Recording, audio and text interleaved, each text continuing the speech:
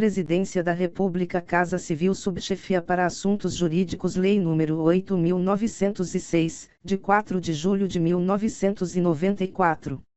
Dispõe sobre o Estatuto da Advocacia e a Ordem dos Advogados do Brasil, OAB.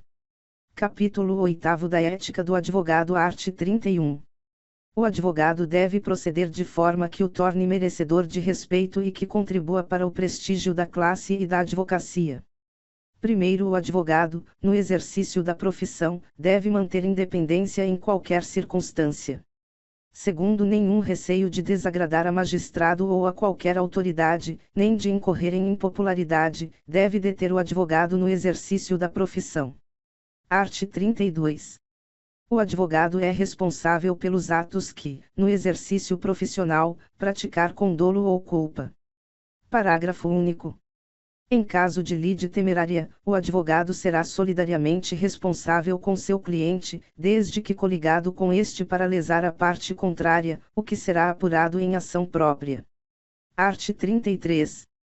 O advogado obriga-se a cumprir rigorosamente os deveres consignados no Código de Ética e Disciplina. Parágrafo único.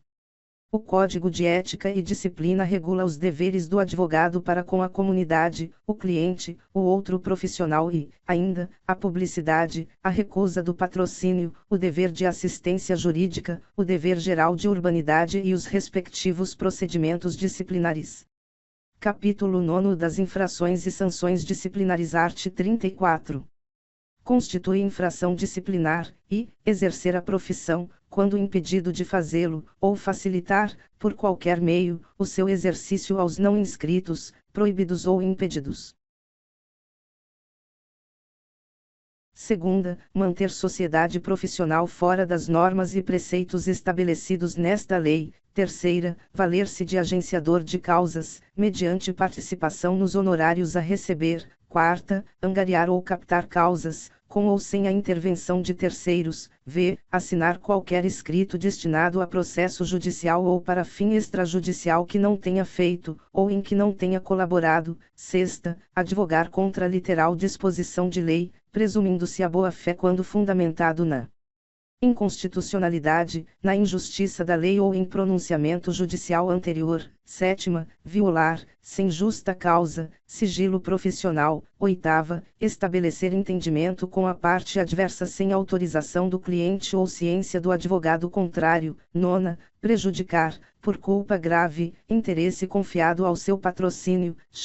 Acarretar, conscientemente, por ato próprio, a anulação ou a nulidade do processo em que funcione. 11. Abandonar a causa sem justo motivo ou antes de decorridos 10 dias da comunicação da renúncia. 12. Recusar-se a prestar, sem justo motivo, assistência jurídica, quando nomeado em virtude de impossibilidade da Defensoria Pública. 13. Fazer publicar na imprensa, desnecessária e habitualmente, alegações forenses ou relativas a causas pendentes. 14. Deturpar o teor de dispositivo de lei, de citação doutrinária ou de julgado, bem como de depoimentos, documentos e alegações da parte contrária, para confundir o adversário ou iludir o juiz da causa. 15. Fazer, em nome do constituinte, sem autorização escrita deste, imputação a terceiro de fato definido como crime. 16. Deixar de cumprir, no prazo estabelecido, determinação emanada do órgão ou de autoridade da ordem, em matéria da competência desta, depois de regularmente notificado. 17.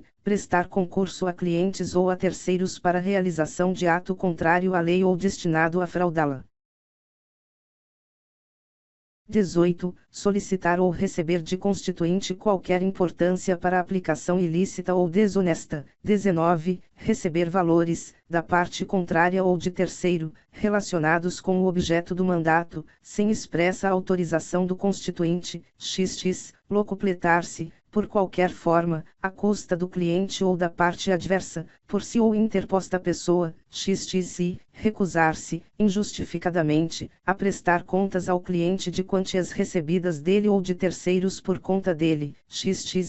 Reter abusivamente, ou extraviar autos recebidos com vista ou em confiança, deixar de pagar as contribuições, multas e preços de serviços devidos à OAB, depois de regularmente notificado a fazê-lo, incidir em erros reiterados que evidenciem inépcia profissional, manter conduta incompatível com a advocacia, fazer falsa prova de qualquer dos requisitos para inscrição na OAB, tornar-se moralmente inidôneo para o exercício da advocacia, praticar crime infamante, praticar, o estagiário, ato excedente de sua habilitação.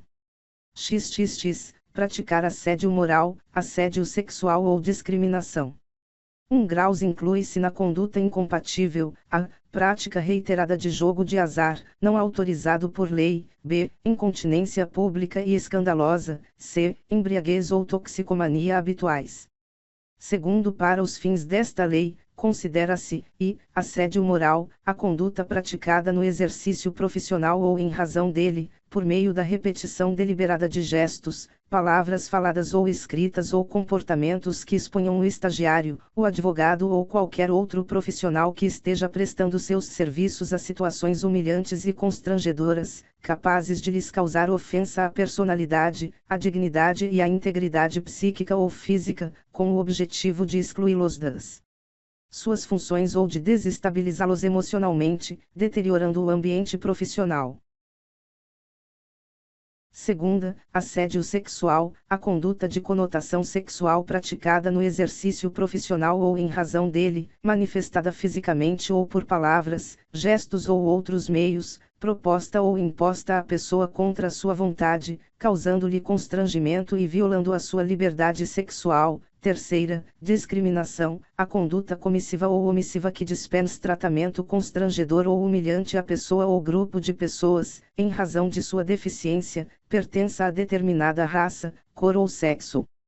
Procedência nacional ou regional, origem étnica, condição de gestante, lactante ou nutriz, faixa etária, religião ou outro fator.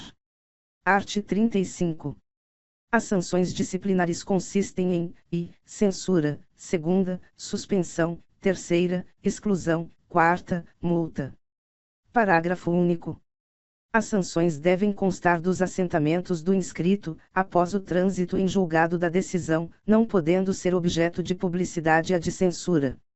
Art. 36.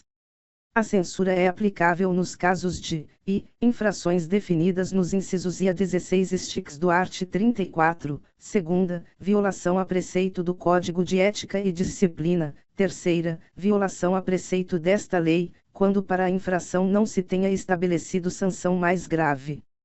Parágrafo único. A censura pode ser convertida em advertência, em ofício reservado, sem registro nos assentamentos do inscrito, quando presente circunstância atenuante. Art. 37. A suspensão é aplicável nos casos de infrações definidas nos incisos 17 a xxv e xxx do caput do art. 34 desta lei. Segunda, reincidência em infração disciplinar. Primeiro, a suspensão acarreta ao infrator a interdição do exercício profissional, em todo o território nacional, pelo prazo de 30 dias a 12 meses, de acordo com os critérios de individualização previstos neste capítulo. Segundo, nas hipóteses dos incisos xx e xi do art. 34, a suspensão perdura até que satisfaça integralmente a dívida, inclusive com correção monetária. Terceiro, na hipótese do inciso XT do art. 34, a suspensão perdura até que preste novas provas de habilitação. Art. 38. A exclusão é aplicável nos casos de aplicação, por 3 vezes, de suspensão, segunda, infrações definidas nos incisos xxv e asvi do art. 34. Parágrafo único. Para a aplicação da sanção disciplinar de exclusão, é necessária a manifestação favorável de 2/3 dos membros do Conselho Seccional competente. Art. 39. A multa, variável entre o mínimo correspondente ao valor de uma anuidade e o máximo de seu décuplo, é aplicável cumulativamente com a censura ou suspensão, em havendo circunstâncias agravantes. Art. 40.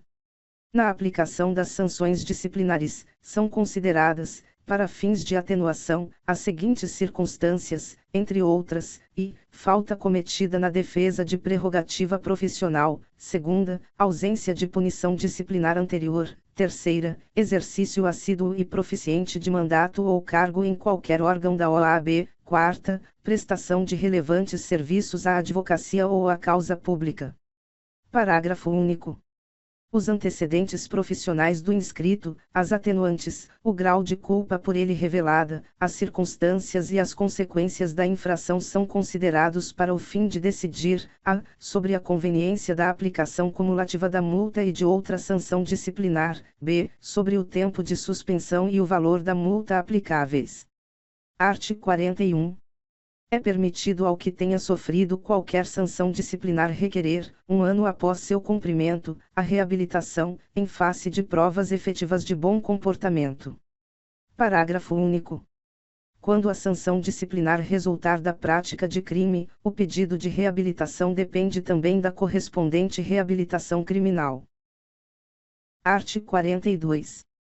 Fica impedido de exercer o mandato ou profissional a quem forem aplicadas as sanções disciplinares de suspensão ou exclusão. Art. 43. A pretensão à punibilidade das infrações disciplinares prescreve em 5 anos, contados da data da constatação oficial do fato. Primeiro aplicar-se a prescrição a todo processo disciplinar paralisado por mais de 3 anos, pendente de despacho ou julgamento, devendo ser arquivado de ofício, ou a requerimento da parte interessada, sem prejuízo de serem apuradas as responsabilidades pela paralisação. Segundo, a prescrição interrompe-se, e, pela instauração de processo disciplinar ou pela notificação válida feita diretamente ao representado, segunda, pela decisão condenatória recorrível de qualquer órgão julgador da OAB.